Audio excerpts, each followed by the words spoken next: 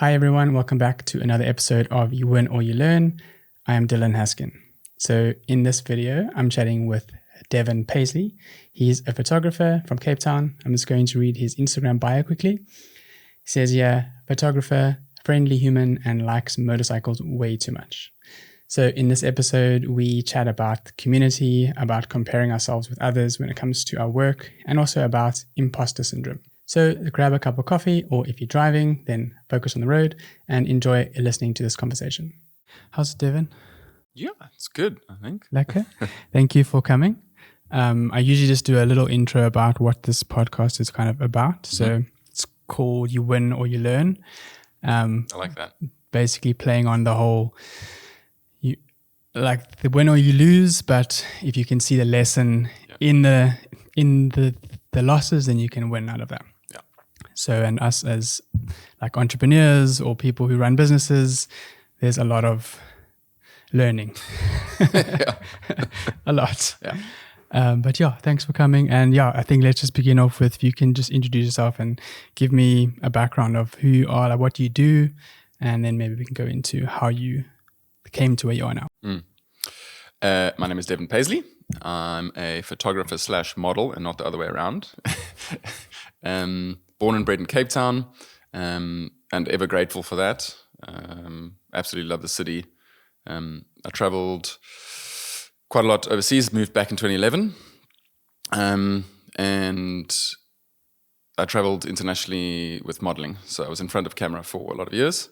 But more of my history, my father was a photographer in the 70s and 80s. There's always a kind of like creative element. And my mother was in video production in the 90s. Cool. So there was a natural progression for me from in front of camera to behind camera, focusing on stills. And then, in fact, my brother's in video. He's a DOP, so he followed my mother's kind of footsteps. And I then, when I moved back to Cape Town, started building custom motorcycles with a friend of mine as a passion project. And then that evolved into owning a community DIY motorcycle garage in Woodstock called the Woodstock Moto Co, which also started as a passion project and grew into like a good monster, but an all-consuming monster. And as you know, as an entrepreneur, you don't have a 9 to 5, you're on all the time. And so after 7 years of building an incredible community, I mean, the premise behind it was a social space, almost a safe space for people to come who were bike curious, and opening and welcoming in a time where motorcycling was quite cliquey and it was intimidating to get into motorcycling. So the passion was around kind of motorcycles and engines, which I had through my father from a young age. But what I learned there was motorcycles were just the common ground to community and friends and building relationships, and helping people, which is another kind of passion of mine. So that grew into a DIY motorcycle garage where we supplied the tools for people to come in with their bikes, service, build, customize, and knowledge sharing. People would come in and not know how to do stuff, and we'd all help out. And then on top of that was a coffee shop, and I sublet spaces out in a creative space, and had a bit of retail. And after 7 years, it just got too much, and I decided to close. And I was one of the fortunate ones that dodged the COVID bullet. I made the decision in January 2020 to close doors April 2020. A good timing. Yeah. So it was one of the most difficult decisions to close a brick and mortar and a community space. You know, I think I'd been pushing for a long time to keep it going for the people. But at the end of the day, the biggest lesson was put myself first, which was really difficult. So packed up and said I'd never own another brick and mortar again. Just rent and staff and retail and like all that kind of stuff was quite hectic. So then I went, around that same time, the modeling started dropping off and the photography started picking up. So there was that transition period. But because I had essentially a 6 days a week, 9 to 5, your own business, it took away from those two things. So in closing the brick and mortar, I could focus more on growing the photography side of things. And at the same time, I was shooting motorcycle stuff. So we were living this life. We were going on motorcycle road trips. We were in a workshop. And at that stage, there was a lot of custom bikes. So it was really cool time to be involved in motorcycling in Cape Town. So it was like a lifestyle business and some of the best years of my life. But then approaching your 30s, you've got to put your adulting pants on. So this is all before you're 30? When did I close? We closed in 2020, so I would have been 35. So it was kind of just before, in my early 30s. And so in closing the doors, I was going to lock myself down anyways, and it was just one of the fortunate ones through COVID, and it allowed me the space to reflect, and really try and focus on myself moving forward. And that period after lockdown, there were a couple of things. So separated from my ex-wife, we got divorced. That's all sorted now and refined. But there was a series of rough things that happened. I think most of us went through a lot. And so coming out the backside of that, it felt like you'd, jumped off a waterfall and then been tumbled in a rapid river, and you come out the other side, like, what just happened? And so even, I guess, the last year or two, it's been stabilizing. Yeah. And then, so after that, you've been doing only photography or some modeling? So at the moment, there's still a bit of modeling in season, and mostly photography. It's like probably about a 70-30 split leaning photography. But one of the things that I don't enjoy or didn't enjoy, when I was younger, it was fine, but the unpredictability of the modeling, you're at the beck and call of agents and clients. Like, you have no control over when you work, how much you work. You go to castings and you hope. And that instilled kind of the skill out of that was learning to trust. It will always work out. And the shadow side of that was waiting for work to come to me versus going out to search for it, because you can't really with the modeling. And I think that's where I'm at the moment, is like learning how to find photography work, other than being referred or, going back to right in the beginning when you were talking about it, your mom and dad, your dad doing photography and your mom doing video, what kind of work did they do? So my father studied to be a teacher, and then he taught for a couple of years, and then picked up a camera for fun and started shooting stuff around him. And he started off shooting, I think it was like babies for Fair Lady magazine, or Fair Lady magazine saw some of his pictures and wanted to buy them. And then he was like, oh wow, I can maybe do that. So started doing assignments for magazines, and then that evolved into newspaper reporting and sports, and that kind of stuff. And then he opened his own studio on Long Street. And that evolved into then him and my mother opening a photo library, I think in like the late 80s. So he also was, I think, head of the South African Institute of Photographers in the late 80s. But obviously back then, sanctioned apartheid South Africa was also like a small market. And so I came along, and he had to get a real job, and he moved into Shell, South Africa. My mother in the 90s was working for the education department. Edu Media was a company that produced educational videos for junior school students. And the one big project, which I remember I actually was involved in, was a sex education series of VHS tapes. And I don't know if you remember in junior school, you got sat down and we're going to watch this thing now, and everyone's like super awkward in junior school. And I was very young, and I was used as in a scene on the beach, and I was a kid. I must have been like 6 or 7 years old with the dog. And a couple of years later, when that came out, the standard 4s and 5s above me recognized me, and I get teased about being that guy in the sex education video. Yeah. Luckily, I think by the time I got to the years that they were showing it, they weren't showing it anymore, so dodged that one. Do you have that on your like CV as your first sort of modeling appearance? I should put that on there. No. So and then they both kind of transitioned out of the creative spaces by my father early 90s, mother late 90s. So, okay. Yeah. And then you and your brother, like, how did you guys? Obviously you were involved in some of the shoots and stuff like that, but was this something that you guys thought growing up, this is what you want to do, or just because you were around it, or like how did that influence you? So my brother studied at UCT, film and media. He at school started getting into video. I think they had some video projects at school and acting and plays. He was also a very good musician, played the saxophone. Incredibly talented, so just like a wide skill set, which he's developed into the powerhouse he is today. And so there's a 7-year gap between us, so it was quite big. I didn't know what I wanted to do when I finished school. I'd applied for psychology at UCT, but then I was like, gap year. That was my whole thing. I just wanted to get away and travel and see the world. And I had these visions of going over to, back then you could get the UK visa, a 2-year working holiday visa. So I went over to London with dreams of earning hundreds and thousands of pounds and going traveling Southeast Asia. In reality, worked at pubs and drank and partied and, the usual stuff. And then took another gap year, and then my mother was like, well, what are you going to do? So I thought, okay, well, industrial design I quite like. Applied for that. No, actually, in the application, you had to do sketches of stuff, and I didn't do art. So I was like, mechanical engineering, I like engines. Came back, started studying mechanical engineering, lasted 3 months because it was just maths. Okay. And I didn't do well at maths, and I didn't enjoy maths. So dropped out after 3 months, did a short course in public relations management.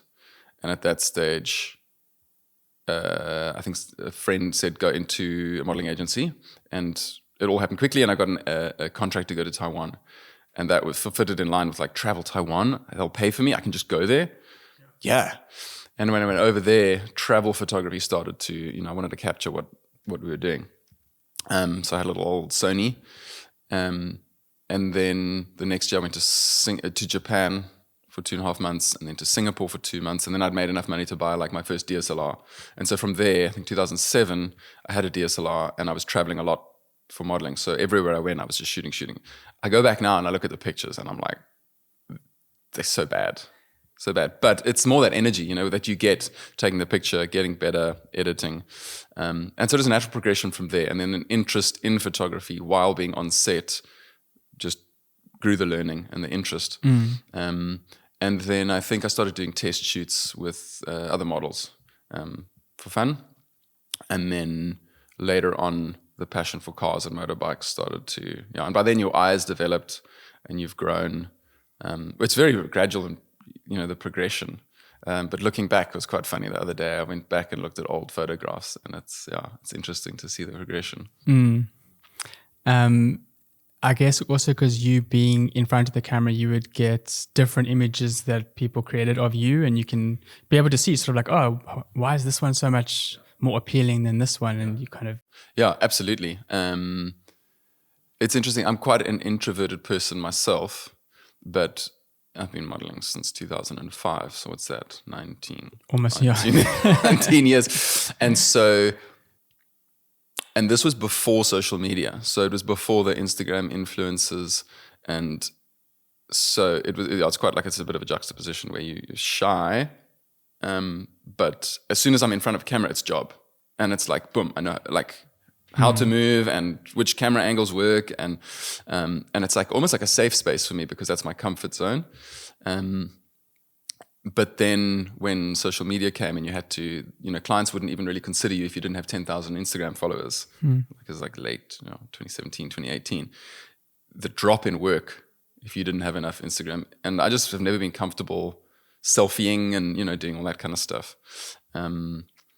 But going back to what you're saying, yeah, absolutely. Seeing the different lighting, different moods, seeing the team dynamic between creative director, client, how those can be difficult relationships sometimes. And yeah, absolutely showed like the creative spectrum, I guess, and the different, like how different photographers' eyes can see the same thing in so many different ways. So then with the modeling, did you transition into running the motorbike place, or was that sort of something you overlapped? So before modeling, my father, he liked motorsport. He didn't actually get his hands that dirty, but we like cars. He subscribed to car magazines. So there was always an interest. And my first car was a Beetle, and Beetles break down, so you need to fix them. And I've still got a friend, Ian. We went to junior school and high school together, and he was a mechanic. Him and his father used to work together, so I knew. And I was like, "Hey, bro, like, can I come and fix my stuff?" And so that was my journey into start working on stuff. So I went over to his place. We started working on stuff, and that became like a hangout space. His garage, his father's garage, and I'd go there and fix stuff. And I enjoyed the like getting your hands dirty, seeing how things work. Obviously, Lego. Growing up, like I loved taking things apart, putting it back together. And when it's more rewarding when your thing's broken and you fix it and then you drive it off and it's working again. So I learned the vast majority of what I know about mechanical things from Ian. And he had motorcycles. I was not allowed to have a motorcycle until I could afford one, and I was out of the house, so to speak. So I came back from my second gap year and bought a Chinese 125 and freedom. Like, just go where you want, 2 wheels, costs nothing, fuel, and that then I got a Honda 400 and used to cruise around with Ian. And then at that stage, we saw internationally, we'd both traveled and come back, that there was a huge custom bike scene. And we thought there isn't anything happening in Cape Town, so let's start building custom bikes in Cape Town, and it's going to be a huge success. And dreamers, early 20s. And yeah, so then we for a year and a half we were in the garage every day building bikes. And he is a proper mechanic, and brought that element, all the tools and the knowledge, and I kind of brought the creative element and the marketing side of things. And we both at that stage didn't appreciate the full extent of the skill set that we each brought to the party. I undervalued just how much tools cost, and how many he had and how many we needed to do the thing, and his knowledge. And I don't think he understood that, cool, we can build a bike, but if you don't have marketing and build a hype and all of that and creative pictures and put it out there, nobody's going to know about it. So after a year and a half, we decided, no, friendship first and put the business aside. But modeling also gave me a lot of free time, because back then the jobs were paid so well, you didn't have to work that much. And I would travel 6 months overseas and come back. And so 6 months. And so I had a lot of free time, and I had a couple of bikes. I needed storage because I lived in the city and there was nowhere to store. And so a combination with the modeling of earning good money, having a lot of free time, having maybe too many toys and nowhere to store them, I saw internationally people starting these community DIY garages for people who lived in the city and didn't have storage and space. And then I met Simon, who I started it with at a track day, and told him the idea, and it kind of grew from there. So I guess the like modeling provided the space, opportunity, and finance to be able to be playing around with motorcycles. Yeah, sure. That's very cool. The experience of like running that shop or that community, because it's not just a community, it was a business, right? Yeah. Where you had employees, and like, how was that experience getting employees for the first time? And like, I've kind of relatively recently had that. Yeah. Going from being completely independent to having a structure. When you speak, it often it sounds like freedom is an important thing for you. Absolutely. And this is obviously something that is a bit like restriction. You're very astute. So yes, freedom is extremely important to me, and I have completely underestimated how much freedom I have had and have in my life currently. And so, the business growing from a passion project, which was just going to be a shared. Initially, I started a group on Facebook, invited 60 friends in Cape Town, and called it the Man Cave, and was like, "Hey dudes, who needs storage space? We can put a foosball table and a pool table and brew beer and band practice," and it was going to be the ultimate man cave, and that's how it started. And guys went, "Yeah, me, cool, I'm in, yeah." And it's Cape Town, so as soon as I said, "Cool, we're having a meeting," like 2 people rocked up. Classic. And the only other person to commit was Simon, who has a business background. He was in corporate, in Clicks, in like retail merchandising and stuff. So we were a good team. I was creative and dreamer, and he was business and numbers. And initially, it was just going to be a storage facility to cover its own expenses. But because I had so much free time and I'm excitable, and it grew organically. And I think Cape Town was really like needing a space like that. And anybody that walked in the door, I would greet them with a smile and like, hey, what's up? I'm super stoked. You're on a scooter? That's amazing. Like, cool. And people just like really were drawn towards that. And so as we needed a coffee shop for Saturday mornings. Okay, we need more storage. It started with like just employing 2 guys to paint the interior. And then as we grew, slowly we started, we had a barista. And the experience, I tend to put people before myself. So I never took a cent out of that business, so to speak. It got to a point where it supported itself and it paid the staff, but whatever money earned, I like put back into the business, buying new tools and all that. So it was always a struggle to keep things going. But what I learned, I guess, is that one of my goals or ambitions in life is to uplift people. Like I have enough, and I don't need much. So whatever I can do to help people and uplift people, I value that. But the stress involved of month end and, like really having to push events, that was kind of where we made, I guess, most of our money. It was stressful, but at the same time, I think one of the things I enjoyed the most was watching people grow. So, and realizing people, like staff would come in particular, Piwe, like really super rad dude, who was our barista. He came in quite nervous, and I think I realized only afterwards how unkind some bosses can be. And maybe in South Africa, it's a thing where we've got such a divide between the haves and the have-nots that I had no concept of what he had to endure just getting to work and back. Living with no hot water, what that means, living with no toilet in your house, and having to get up at 4:35 to get to the taxi, hopefully not get mugged, to get to work on time. So that like really opened my eyes to, I guess, the disparity in South Africa. And I tried to be conscious of that.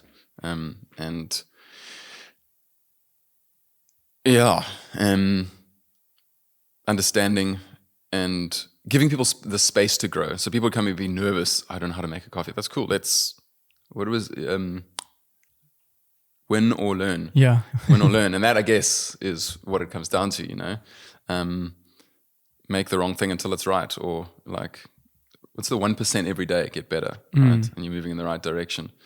So I really enjoyed that element of the business, combined with the people coming in who didn't have a home elsewhere. So many friendships were built around motorcycles as a common theme, but just because it was an open and welcoming environment in a space in motorcycles where traditionally it was quite, you don't ride the same type of motorcycle as me. And then on the flip side, 6 days a week, 9 to 5, 6, people would rock up at like 5 p.m. like, oh, my bike is broken. And it was a DIY motorcycle workshop, but in reality, people don't know how to work on. So I was like, okay, I'll help you. And at the end of the day, it cost me. And so putting down boundaries is another thing that I had to learn how to do. And I didn't learn to do it until I closed the business. That was, I guess, the like final boundary. When you decided to, or what was there like a moment that you're like, this isn't going to work, I need to stop? Or was it sort of a gradual? Yeah, so, in the beginning couple of years, it's always like amp and stoke and growing. And then we did an annual event called the Garage Build Show every December.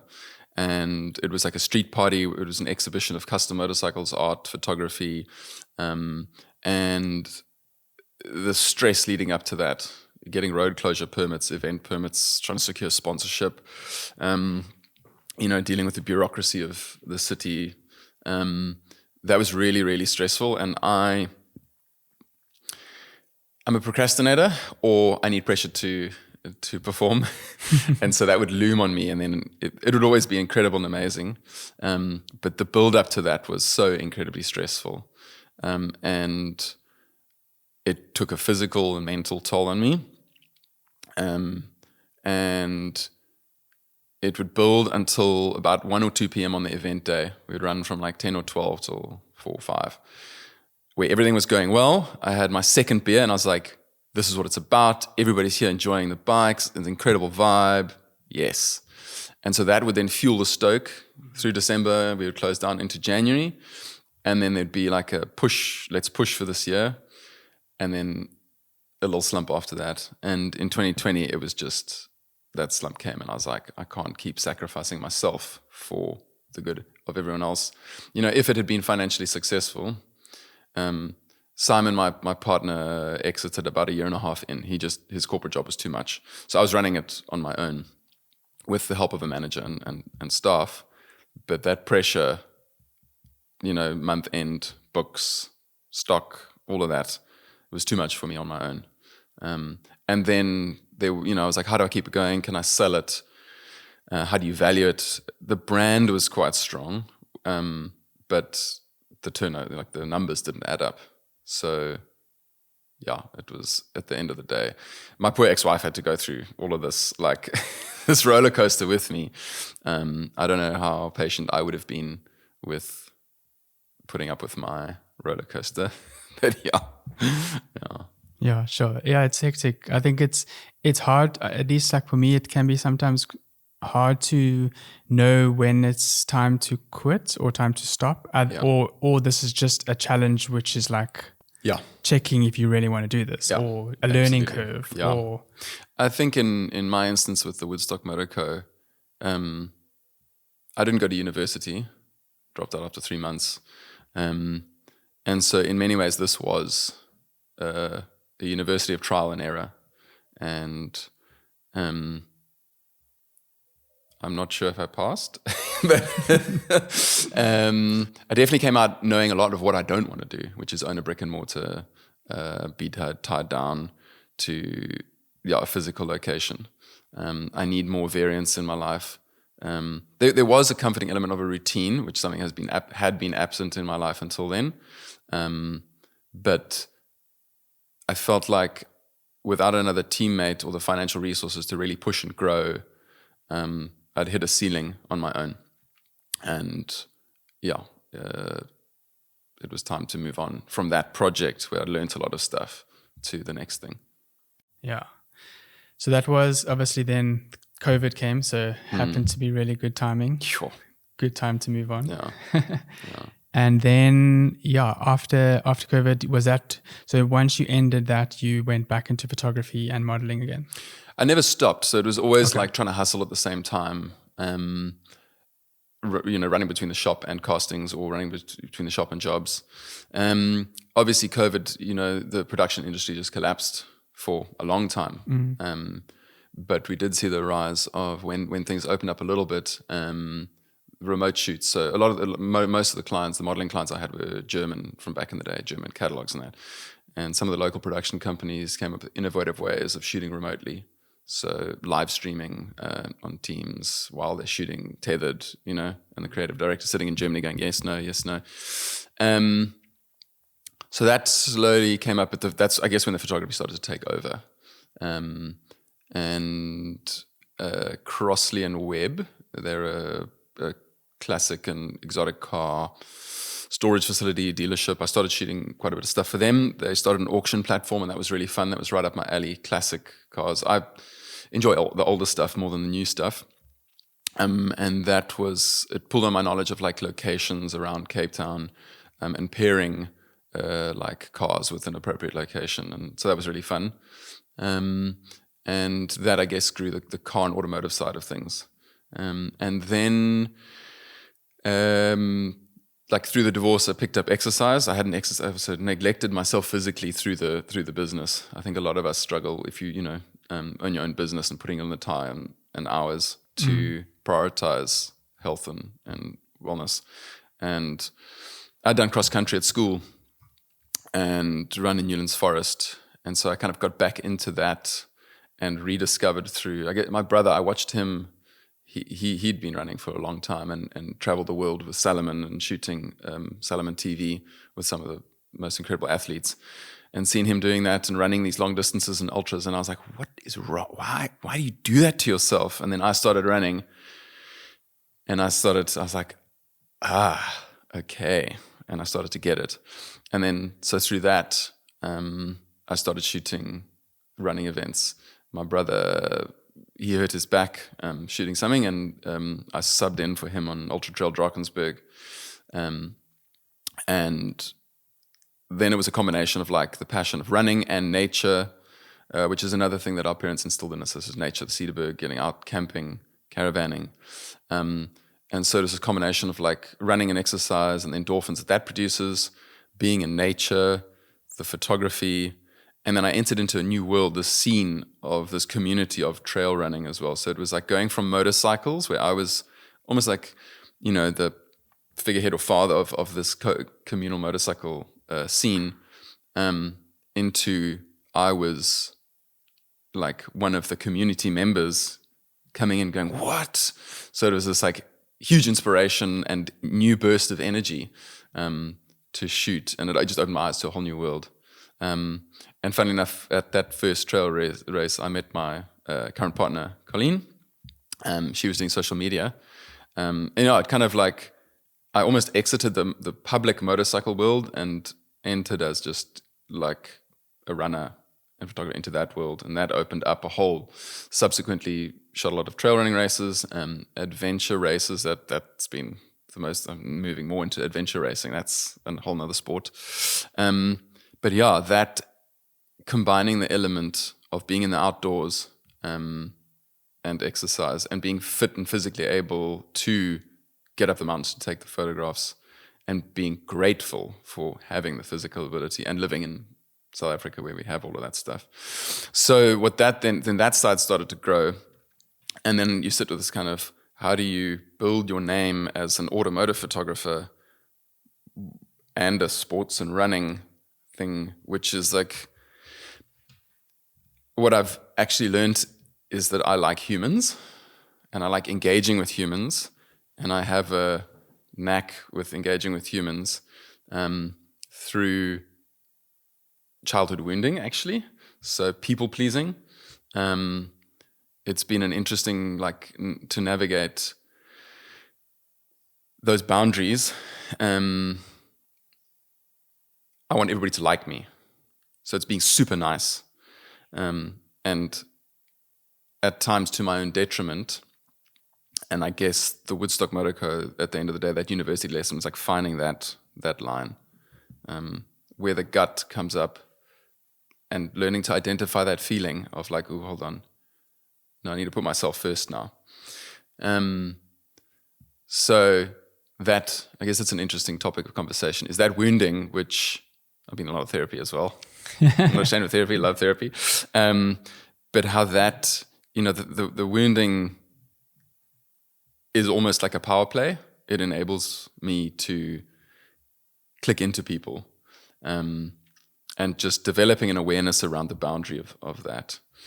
So I learned that like people is actually what I enjoy shooting, and it's being able to crack people, so to speak, or knowing what it was like when I started modeling to be in front of a camera. Often people will have a personality. As soon as you pick up a camera, they go stiff and they don't know how to do it. Yeah. Especially when I shoot corporate portraits or something like that. People just freeze up. So being able to joke and make people feel relaxed, that's also, I guess, like a skill that is very valuable. So one of the things is like, where do I fit in as a photographer, and how do you, do you specialize? Are you a jack of all trades, master of some? And that's kind of where I'm at. I shoot what I enjoy. But it's like, in order to increase like earnings from a business perspective, do you need to focus in one direction? Or can you specialize? That's where I'm at the moment, I guess. Yeah, I can see how it's people, when they talk about when you have like a social media account, it should be like niched to a specific thing, and like everyone's expecting car photos, and now you post running. Yeah. How have you how have you handled that up till now? Or what is your view on that? Is that important for you, or do you think you just do what you want to do? Yeah, I mean, social media, that's a whole nother whole thing, topic of discussion in so many ways, right? You've got like it as your essentially business card. People don't really go to your websites anymore. They're just so much easier to just go to your Instagram feed and look. So personally, I have a love-hate relationship with social media. Instagram in particular. There was this, years ago, it was like this cool, like more community-based thing, and then the shift to pushing advertising and things being more curated has made it gives me a lot of anxiety. And in the past, there's been periods where I have to just delete the app and like be more present in the world and not compare. I think we all struggle with the comparative. So personally, my feed is a mash of everything. Every now and then I go through a phase of like, I'm going to crop everything and put a white border around it because that person's feed looks cool, or I'm going to try and do these tones, or so I try and post in sets of 3. So at least like the line is that topic, and then carousels is the new thing. And now you've got to go into Photoshop and like make sure that, okay, then these speak to each other. And it's like, it takes a lot of extra time, and the anxiety is like, I start doing it, and then I'm like, oh no, I can't do this now. And then I end up not posting. So what I'm trying to do with a small amount of success is just post more, not give a shit more. Which is difficult, because you want to send across this like creative and cohesive like feed look. But at the same time, the algorithms, we're so bombarded with everything that people are just scrolling past, But yeah, I look at other people's feeds and think they're incredible, and look at mine, and I'm like, ooh, I don't know. Yeah, I haven't figured that one out yet. Yeah, I feel like there's a fine line between being inspired and being like demotivated by seeing other people's work. Yeah, I mean, we could throw around a couple of words like demotivated, jealous, envious, compare-y. There's, and I guess that's I guess what like the social media, the bad element of it used to be like stoking each other on, and now we don't talk about it much. So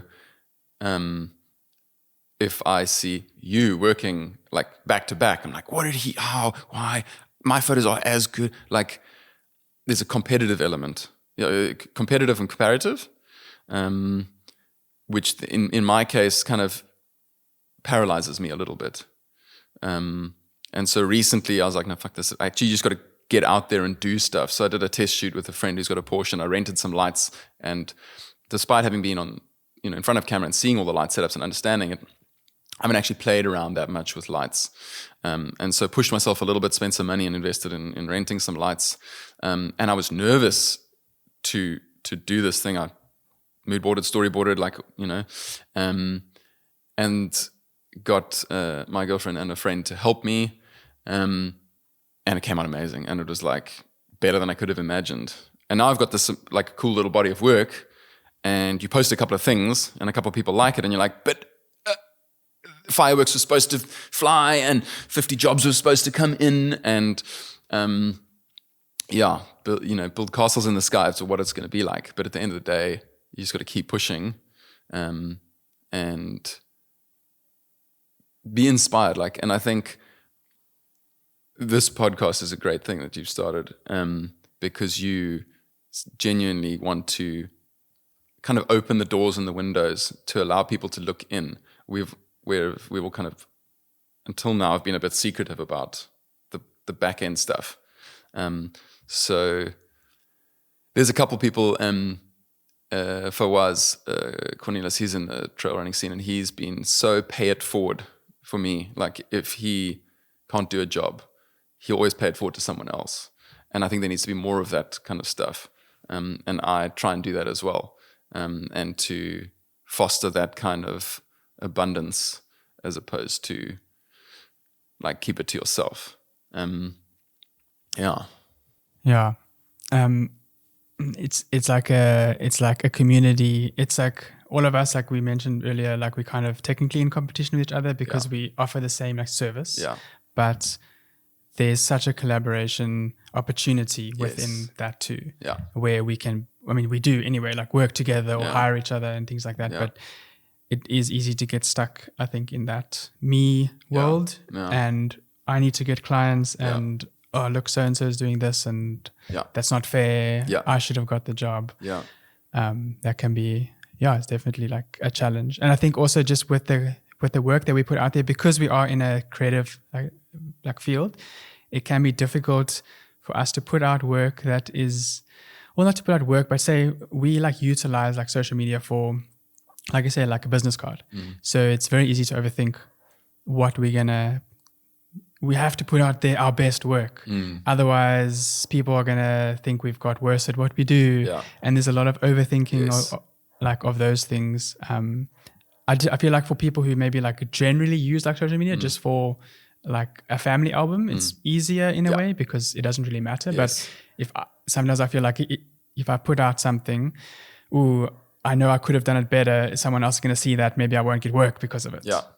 Yes, absolutely. Meanwhile, I'm working on like a 34-inch screen and I'm zooming into like the front left headlight of an Audi that I've shot and like tweaking that there and like pixel peeping to the umpteenth degree and perfecting things. And people see it on a screen this big. Are they going to know the difference? There's also, I recently went up to Botswana with Triumph motorcycles on their new 400 scramblers. And I need to also be aware of what it looks like to the outside that I went on this trip. I paid for my flight up there. I wasn't paid for the job.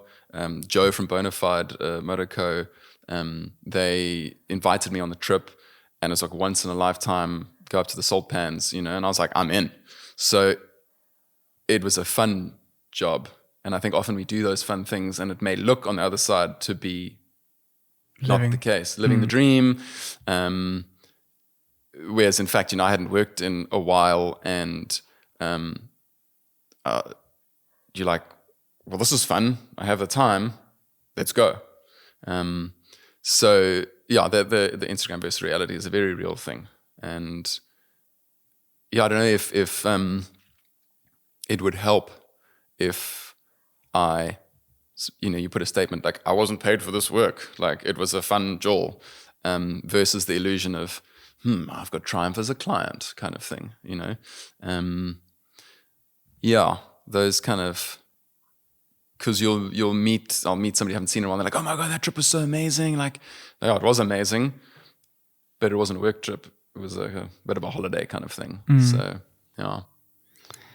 Yeah, I feel like it is a challenge to show like both sides of the story always. I mean, there's obviously many sides of a story as well, but just in general, in like a marketing way, if we're using it for marketing and in a marketing kind of way, it is sort of one aspect that we are showing. And by showing that, we're not showing the other side. Yeah. And then it can feel like maybe we're not telling the truth in a way. Yeah. Or it's not the full picture. Yeah. And I guess, it's tricky because like, say we went through quite a rough time with our business a few months ago. And I didn't talk about that on social media, but it's also because the people who like work for us, but they didn't know we were going through a rough time because we were handling that ourselves.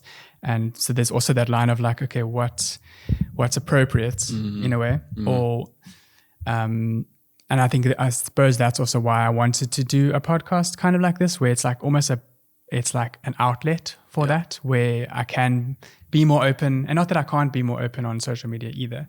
It's just, I feel like it's a place that's more suitable for it. Yeah. I don't know. But again, it's like, it is tricky. Yeah. I mean, I think you've, like that going from a sole proprietor or like a standalone to business owner where you employ people, having been through that as well, there's a lot of weight on your shoulders and it's a responsibility. And I think I wasn't, not that I wasn't cut out for it, but I would share too much with my staff, you know, whereas what you did was probably right, not sharing it, like taking that weight to protect your staff so they can perform at their best, not worrying about stuff. And that's like, I guess the step where as you grow a business, you have to develop the strength to hold that weight, you know? Yeah, it's been an interesting journey so far. And I mean, to be honest, we did actually get to a point where we were like, okay, we need to actually talk with our staff, where it was like, listen, guys, this is the reality at the moment.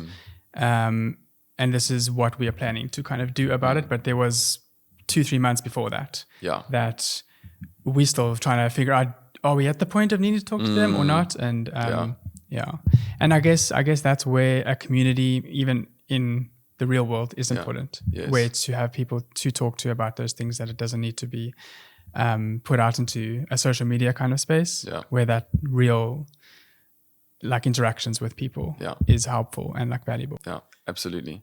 I think that's going to be moving forward with AI and all of that, that real people interactions is going to like really become important. And I think, again, being grateful to live in a developing nation versus a first world country, you know, when the metaverse became a thing, my brain just doesn't compute it. You know, where I'm like, why would you want to be in the metaverse if you can go outside and it's beautiful, right? Forgetting that, you know, how many cities in China have more than 10 million people and are covered in smog, and people live in a 20 square meter apartment and can't go anywhere, or they live with their family in like a 40 square meter place, and where the metaverse becomes a better place than your reality. And that's very scary for me. So when I'm running on the mountain, I have to practice gratitude. I was on the mountain with my doggo the other day, going up Devil's Peak, and I started to like spin out in my head a little bit about work and money and all that. And I'm there on the mountain and thinking about that stuff. And I actually stopped, took a breath, and just had to like consciously be grateful and aware of where I was. And taking those like couple of minutes just to like breathe it out and be more present, immediately like lifted it off. So yeah, we're very lucky to live here. Yeah. I think. Yeah. And I think that's also just that way of looking at things. Sometimes I guess we are our own harshest critic and all that kind of stuff. But sometimes I mean, even just with like running the business and those type of things, like I've wanted to have a business in a business way for a long time, and to build up to that and begin it. Then when you're in it, you can be caught up in all the anxiety and stress and things that happen. And it's like that same thing, just to stop and like, hey, actually, hold on, you know, things aren't actually as bad as what you actually think, probably. And all those like things that I'm thinking in my head probably aren't going to happen. Like it's all like just my mind running away with myself. Just like look at it and actually be, this is actually happening. Practice like gratitude for what you have. And I guess it can be overwhelming, and it's that thing about like slowing down every now and then and just like having a look. Yeah, it's really hard to step outside and look at it objectively when you're in it and the stress is on you. Another thing I feel like with creative industries and fields is we have a imposter syndrome thing that seems to happen a lot. What's your experience been with that? Huge. I think the biggest thing is that it feels like we're the only people that suffer from imposter syndrome. And sometimes I look at other people and they don't seem to have it. And I mean, you know, having done years and years of therapy and realizing we all have our own trauma at a relative scale, right? My parents got divorced when I was about 11. And that was, I guess, one of my traumas. Other people whose parents are still together and happily married have their own trauma in a much smaller way, but it's all on a scale that's relative to yourself. imposter syndrome. I don't know if it's like human nature to feel that way in order to do better. Like if it's a human evolutionary tool, but it's definitely 1000% exasperated. Colleen and I had a discussion about this, and I lost. So okay, I'm not sure. Maybe people can let us know in the comments. Colleen, hit us up. It's made worse by social media, 1000%. In fact, I read a book. Shackleton, the polar explorer, he went on like a polar mission to try and cross the Antarctic, and the boat got frozen in before they hit the continent, and so it turned into a 500 and almost 600 day like soul surviving mission. Not one of them died, and I look back at these guys. It was 1915, 16, no cell phones, no GPS, no nothing. How did they achieve so much and travel so much when there was no tech? I mean, even here, like the Voortrekkers or the people who built the railways, or back in the day, people achieved so much. And sometimes I feel like I achieve so little, where I get stuck behind my computer on off days, just like looking at other people's work. There's a line between looking for creative inspiration and then the comparative. I feel like the big names in advertising, automotive photography, in my case, are inspirational, but then like a smaller local South African guy shooting stuff is competition. Yeah, I mean, I struggle with imposter syndrome, and I think it's really made worse by social media and being able to see so much of what other people are doing, and then have it quantified by likes and comments into such arbitrary numbers. Like people who follow me aren't necessarily interested in advertising automotive photography. They may be a trail runner, or they may have followed me because of motorcycles. So what I'm trying to do with marginally increasing success is just focus on going out and shooting, and having goals that don't rely on external factors, and measuring them against myself and if I've improved from the last time. I guess that's the antidote to the imposter syndrome, but it causes a lot of anxiety. I think we all suffer from it, and we don't speak about it enough. And I don't know what the solution is yet. If it's what you were saying earlier about meeting up in person community versus like these online platforms. Yeah, and also, I mean, even like I think you kind of answered it in a way as well when you're out in the mountains and just realizing where you are, and that sort of... There's like an excitement and an energy, I guess, that when you're moving in the direction comes naturally. But then, like as you said earlier, there are times where it gets difficult where you need to know yourself well enough to know when to lean in and push through, or whether to go, hold on, this is not, there's resistance for a reason. And that, I think, is life's journey. It's like bouncing between those. Is like, when is it time to lean in, and when is it time to move on? Because, and that's again the name of the podcast, you win or you learn. Like, is there any losing? It's like, if you don't learn the lesson. And how often do we like lose and not learn a lesson? Not that often, I think. Yeah. Yeah, I guess I feel like there's always something that could be learned. Yeah. And it's to kind of look for that. Yes. And it can be hard when you're in it. Yeah. And you're in the bottom and you're like, I can't see any positive to this. But I guess that's been through a few of those in the last couple of years. That's a practice, I guess. Yeah. And then I guess having faith. Like on my first gap year, I met this Australian guy, Dave, and something he said has stuck with me through the whole life, and that's like, it'll always work out. Like, he didn't say have faith, but it was like, it'll just always work out.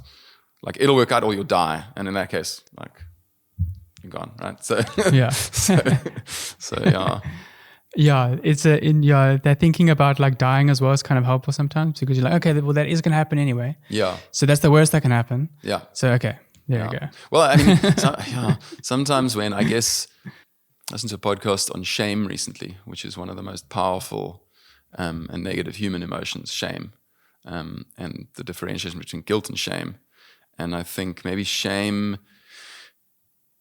is what needs to be discussed more in terms of my work is not good enough. Theirs is better. What happens if I go to a shoot and it's all, the clients invest so much money in all this gear, and if I mess up, there's always like the possibility of that. I think in the same podcast they're talking about worry and how worrying is thinking about all the things that can go wrong. And in reality, 99.9% of the time, none of those happen, So I guess that goes back to having faith in yourself and knowing that, I think what you said about like death is the worst case scenario, it feels like shame is worse than death almost, if you're a failure and the shoot flops and you'll never get hired again and people will talk about how bad you are and all of those things. And meanwhile, you step back out of the situation and people have a completely different perspective or view of you than you do. I don't know. Yeah, I think a lot of us struggle with that. And I recently, it was quite funny, we did that Porsche shoot, and Colleen, my partner, is so supportive and affirming. And I've started working with a young Brazilian retoucher, Brenna, to start, because that's another thing, like I enjoy the shooting process, I don't necessarily enjoy the post. Selects is a whole another saga, bringing that down. But then color and lights, that's cool, but like real retouching in Photoshop and layers, I enjoy being out in the field. So starting to partner with somebody who enjoys that side of things, building a team. And he went and looked at my website and he was just like, oh my God, this is amazing. And that like external validation from someone who's so far, I've never met him, we've just chatted on Instagram, the external validation propped me up more than the people closest to me, which is an interesting one. The people who are closest to us, like they're supposed to tell us we're amazing, right? But then like some stranger who doesn't know you gives you like a small little compliment. You're like, oh wow, okay, I am good. So why do I put so much weight on like these external sources of validation when I know deep down that the work I create is really good? It's that, still figuring that one out. Yeah, no, that is interesting. I remember it's like there was like a meme, like those like award things you get in like a movie where they put the award on and it was like mom's best film. Yes, yeah. Because your mom is like usually the most supportive person in your life, but it's in a way what you feel like the most invaluable, like not valuable. Because like, but you obviously is supportive, so back, but I want to that I don't know to be supportive. Yeah, exactly. It's a weird It is a weird one. Yeah. Yeah. I wanted to ask about your experience with like therapy, but not in detail necessarily, but just about the value of like learning about yourself in those trauma things and how that's in a way like helped you. Yeah. So I was very lucky growing up in that my stepmother was a psychologist. So I was early on in my life from like 12, 13 aware of therapy and psychology. And so I think for some other people, it's a shameful thing. I think obviously as time has progressed, those things have changed quite a bit recently. But personally, my journey of therapy started in about 2010. I'd gotten out of a bad relationship and I was just questioning myself if I was the one, and started seeing somebody. And I think the key is finding the right person to see. And was with that person for about 10 years, on and off. I'd go through patches of I need support, and and then I'd go through months, years of not needing it. And it's like a form of self-love, like creating a space where there's like regularity, it's like an anchor point basically. So I can like load up on all my stuff and know there's a space that I can go and offload, whether that's once a week. At the moment, every 2 weeks. And at the moment, it's like maintenance, right? So like, you can go through like tough sections where you need every week or more. But I'm now, even if I don't need it, I go like every 2 weeks. There's another thing around like the financial, like paying for it. It's not cheap, but it's investing in yourself. And there's like a bit of accountability and responsibility. But it's helped me so immensely to have a space. We were talking earlier about like being in your own stuff and not being able to step out from an objective perspective, and having a professional person to go like, hold on. Just, you're amazing. Like, and the fact that that person has professional weight behind them definitely helps. So I've seen a psychologist. At the moment, I'm just seeing like a counselor therapist for the maintenance. Because my psychologist got too expensive. But I've also done twice with the same person, a men's retreat with Volker Schlettstein, The Hero's Journey. And those, I did one last year and then 2 years before that. And those were incredible space, about 10 or 11 men coming together. The one was in the Cedarburg, the one was at a retreat in Franschhoek, and like being vulnerable with each other and opening up. And that Volker creates an incredible safe space where we could all open up. And one of the most significant things to come out of that is recognizing we all have our stuff, we all have our trauma and wounding, and to be more gentle with each other, and to understand that we all have been through stuff and possibly are going through stuff, and so to be gentle and understanding and compassionate towards other people. There was a lot of like also around the time of closing the business and divorce, a lot of questioning of self. Is it me that's wrong? And slowly have like learned, I guess, to listen to the gut is such a kind of like stereotype thing, but the body does know and will send signals as to if things are right or wrong. And I guess your like childhood trauma teaches you to act in a certain way, which may not align with what is best for you, because as a kid you have to survive, and you've like evolved to survive, and those behaviors and actions don't like potentially serve you later on. So it's becoming aware of that stuff, so that when stuff does come up, to be able to step out and just recognize it, take a breath, and know you'll get through it, whether to lean in or to hit the brakes a little. Yeah. I think it was very cool what you spoke about the childhood trauma thing, where you mentioned that it was sort of a drive to want to be liked. And then how because you've got aware of that and identified it, you can actually like leverage it as well. Yes, absolutely. Into something that is helpful. Yeah. So it's like, it's got like two sides of the coin, right? It's the side that could be subconsciously driving you to do things that you don't even realize you're doing. But if you're aware of it, you can be like, okay, cool. Yes, I do that. But hold on, that's actually something that could be helpful. Yes. At times. Yeah. And at other times, it could be something that is causing anxiety because of being on social media and wanting everyone to like you. That can be absolutely. Definitely. I think going into the Woodstock Moto Co, the big lesson there was that boundary between like people pleasing and over helping, people that are on my like periphery or not even in my world. And it came at the cost to the people closest to me, family, close friends that were outside of that scene. I kind of disappeared because anybody that came in got that attention and love. Like I said, it was needed in that space, I think.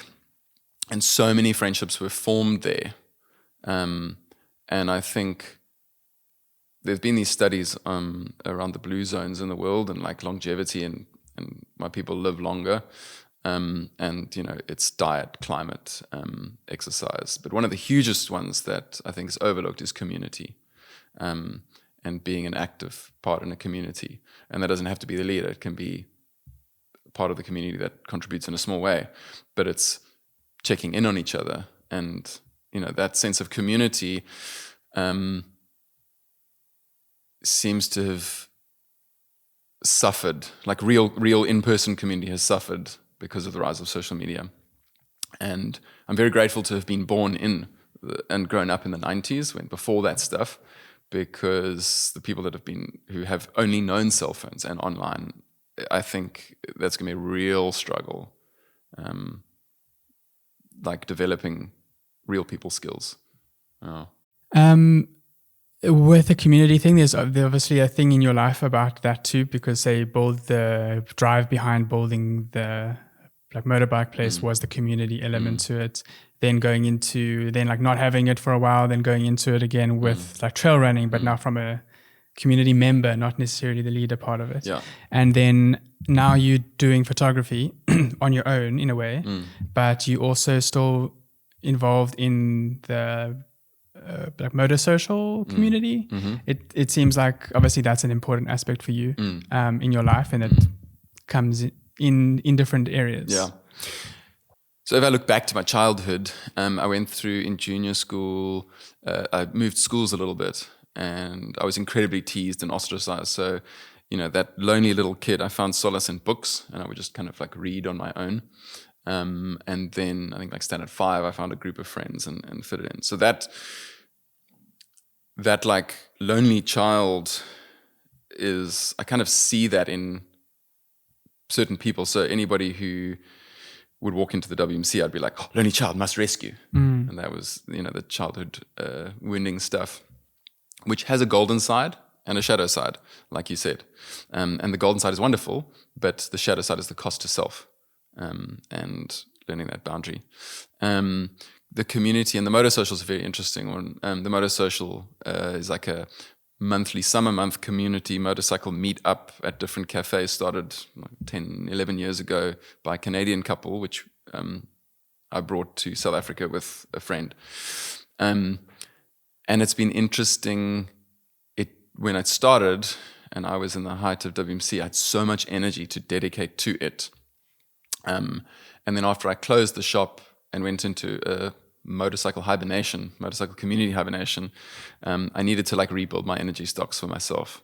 And that was going on longer motorcycle adventure rides with 1 or 2 mates, not having to be, the community leader and the responsibility of everybody.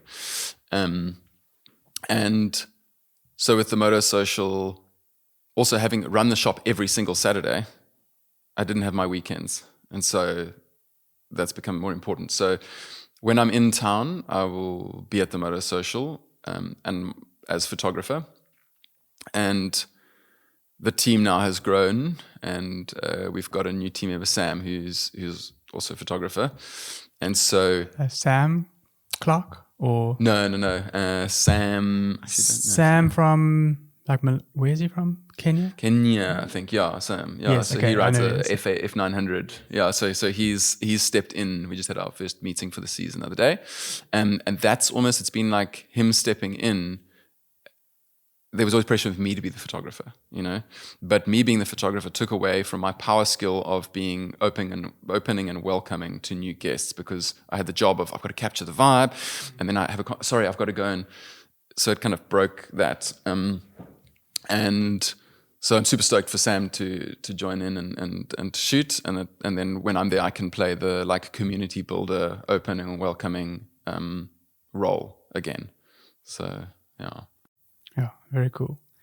Currently, what's the biggest like challenge or like struggle that you're busy with your work with like photography? Yeah, my challenge and struggle at the moment is building up the courage to approach photographers, agencies, and production companies directly and be like, hey, what's up? I'm a photographer, here's my stuff, let's work together. to take that step. I've like made up an email list, but like writing the email and like sending it, there's such a imposter syndrome, like anxiety against it. When I like, as opposed to if I meet somebody in real life, like the energy comes straight through. Because you email a couple people, you don't hear back. It's like super demotivating. Meanwhile, the reality is, how many emails do people get a day? Like they just don't have the time. So it's the challenge is trying to find a way to put myself in front of these people in real life, whether it's over a coffee, to use my super skill of making people laugh and humor and to kind of get across my personality and how it works in a shoot environment. That and getting more work, basically. That's kind of the challenge that I've got at the moment. Growing regular clients, that's also like an important one, I think. So that's what I'm focusing. And then it's like the race against season, right? Seasons is just starting to kick off, and it's like get in before that. So yeah. I have like similar things where it's like I get blocked by something, and then at least what I've been trying to do, I've been trying to make a commitment to myself that I'm going to do stuff even if I'm not, even if I feel a lot of like resistance to it. Obviously it depends what that is exactly, but in general, where it's like, say for instance, even doing this like project with a podcast was something I've been wanting to do for like 2 years, and it's taken me 2 years to eventually pull the trigger and put an episode out. And I had previously filmed an episode that I just never put out. So it was like, okay, I'm going to do it. And it's almost like the practice of doing it was the thing. Absolutely. So like, say for instance, emailing people, it would be like realizing for me to like, I am probably not going to hear from them, but the point of emailing is the practice of doing it. And having that as like it's weird because it's like a motivation almost. Once I could like flip my switch over to be like, that's the purpose of it. The purpose of it isn't for everybody to like what I'm doing. And the purpose of it isn't to get a lot of followers or whatever. It is to do it. That is the actual. It's like building a muscle, I guess. Yes. Yeah. So I'm like at the precipice of that. And it's a fine line between pressing send, like not giving a shit of like, I'm going to send this. And who cares? Versus sending and like, oh, what are they going to think about how the way I write and the words that I use, and do I seem amateur and I don't know the jargon for advertising industry and all of that stuff, versus like you're saying, just doing the thing. Because it's not like you say, it's not about like not giving a shit. But it's because we actually care about it. That's too much maybe. So it's that we care about it, but I'm like letting go of perfectionism, of the expectation of what it's supposed to do. If that makes sense. So it's like that caring with the letting go element. At least that's how I'm trying to see it. As opposed to the I don't care. Right. Like I do care. You know. Okay. Like you say, probably like too much. And the same as like I care about like I'll send an email to a client who I'd love to work with because I like genuinely would love to work with them. So it feels like it's your only opportunity. So you care so much about it, but then I get it. It's a tricky one. And then otherwise, goals going forward. What's any specific plans or any specific things you are trying to do other than those clients? The main one is kind of develop more regular clients, more consistent work. Like I said, the last couple of years has been a bit of a roller coaster ride. So coupled with what I talked about earlier about like modeling not providing stability. So modeling always came and saved the day. Like, okay, cool, big job, rad, I'm safe for a while. So that I perform under pressure. I need that pressure to motivate me to go. I need to be like up against something, you know. So it's, I guess, practicing, like you're talking about, practicing the muscle of proactively looking for work, whether that's approaching people, meeting people, shooting test shoots, reaching out to other photographers. I think that's another thing is maybe what you're doing is fantastic, and how do we foster this, and how do you grow this circle, whether that's a monthly meet up, you know, like a photo social, that kind of thing. That on the work front, it's get more work. I have been living kind of through a frugality mindset, and I want to shift that to an abundance mindset.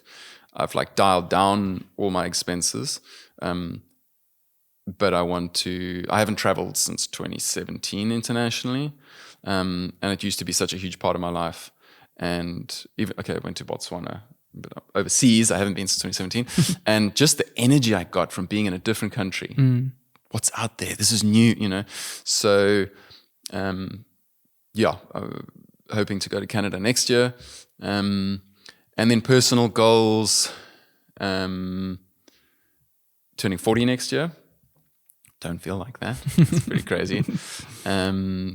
And so I've been thinking of like a big physical adventure to do, whether that was run a miler or just did an adventure race with a friend 2 weekends ago. And there's a nice big 4 to 8 day 400k adventure race up in the Richtersveld over my 40th birthday. So that kind of thing, push myself a little bit. And then gratitude. And so live a very good life here in Cape Town, and have a roof over my head and have food to eat. And in this country, that's a lot, I think also once I am able to grow the work side of things, hopefully start to bring other people up with me, or that'd be like a longer term thing, is like, what can you do to give back? Because South Africa is amazing, but it's particularly amazing for the people who live on the right side of the railway track. And I think the only way that in South Africa we're going to uplift this country to its potential is if we all roll up our sleeves and like get our hands dirty. Too many of us complain about stuff, but don't do the thing. There was always was the Cape Town the city that works for you? Western Cape gets a lot of flack, but the DA gets a lot of flack. But there was a bus depot outside of the Woodstock Moto Co, and the buses used to come down the road and cause like sinkholes and potholes. And I remember once there was a pothole, and I was heading out for a casting or a meeting, and I quickly called the city, reported it, and I think I was out for an hour and 15 minutes. I came back, the guys were tamping down the hot asphalt, and I was like, I couldn't believe it. I was like, Cokes for everyone, and what that took was me taking action of reporting the thing. But so many times people complain but don't take the action, and that was just making a phone call, it's how do we foster that? How do we spread the message that we can all have an impact, and if we all do, we can, make a change. I've got 2 more questions. The one is, what would you, if you could go back and tell your younger self, or like meet your younger self, what would you tell yourself? Yeah, my younger self. That's an interesting one. On the one hand, I think I've loved my life and the journey. On the other hand, in my early 20s, I had a lot of like modeling success, traveled, buy Bitcoin. Maybe. There's obviously the whole like financial invest younger and all that kind of stuff. But I'm pretty happy with where I am. Younger self, trust yourself more, I think. Don't worry about what other people think of you. But it's so easy to say that now, I think I'd say what that Australian guy said is, everything will work out. Everything will be fine. Sometimes it'll be amazing. Sometimes it'll be super shit.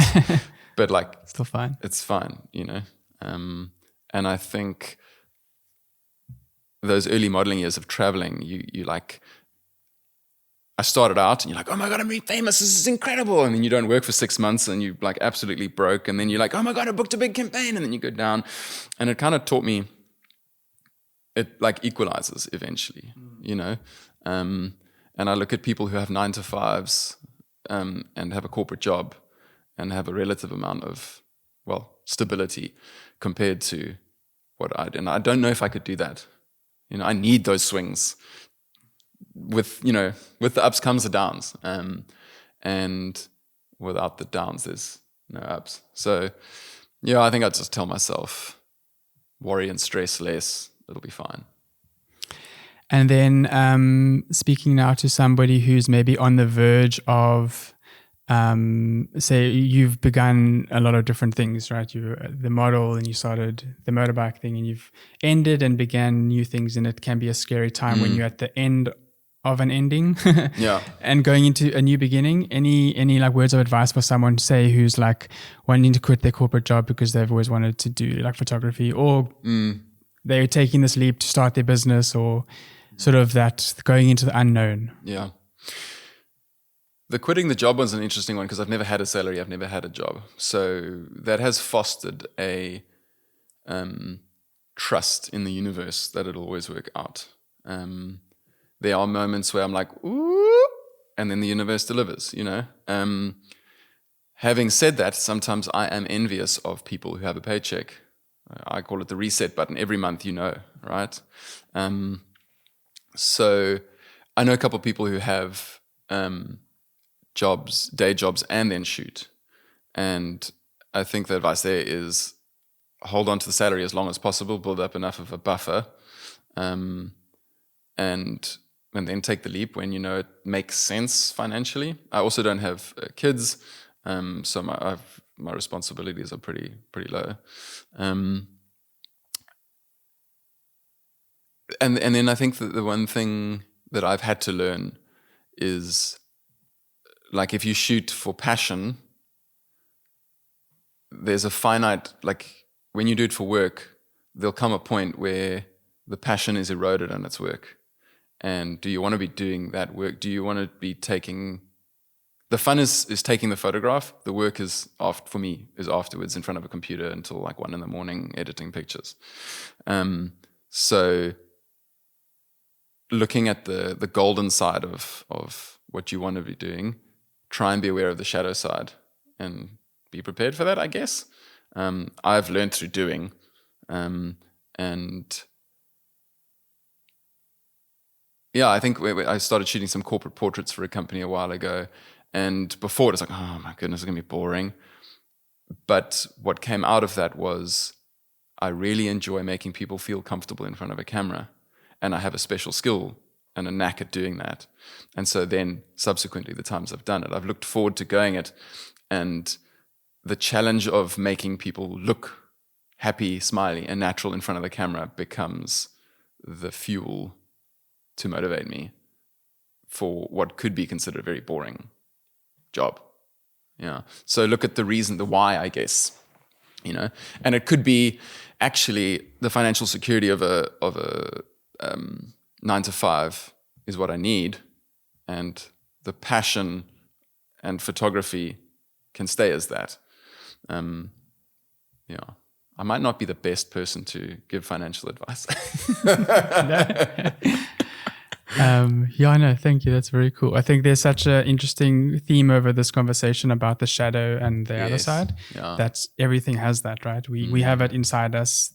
It's to go and like follow your passion has a shadow side to that. To be an employee in the security has a shadow side of the lack of the freedom. Yeah. And to have all the freedom has the shadow side of lack of security and all the responsibility that comes around that. And it's always there. It's just we need to look at. Another saying I like is the grass is always greener because there's more manure, right? It's easy for us to like look over the yard and go like, wow. Yeah. But there's the guy like on Sunday. Yeah. Someone had to make it. Manure. You know? So. Yeah, very cool. And then I guess like lastly, where can people find you? Where, if they're interested to hire like model / photographer. There've been a couple of jobs where I've been both actually. Set up on a tripod. Fatigues, go check me out on there. So, my website is devinpaisley.com. Instagram is Devin_Paisley. And you can email me at devinpaisley@me.com. Cool. Well, thanks very much. Appreciate it. That was lekker. Yeah. Right, thanks for having me. Lekker. Thank you very much for watching this episode, and thanks Devin for being a part of it. If you want to see some of his work, don't forget to have a look at his links. I'll put them in the description. And if you want to be part of this series, please reach out to me.